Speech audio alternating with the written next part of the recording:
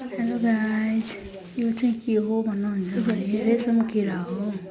रेशम किराले चाहिँ कोकन बनाउँछ। त्यो कोकन नै रेशमको धागो हो। रेशमबाट बन्ने हरेक किसिमका कपडाहरू रेशमको कपडा भनिन्छ। यही किराले बनाउने कोकनदेखि बन्छ।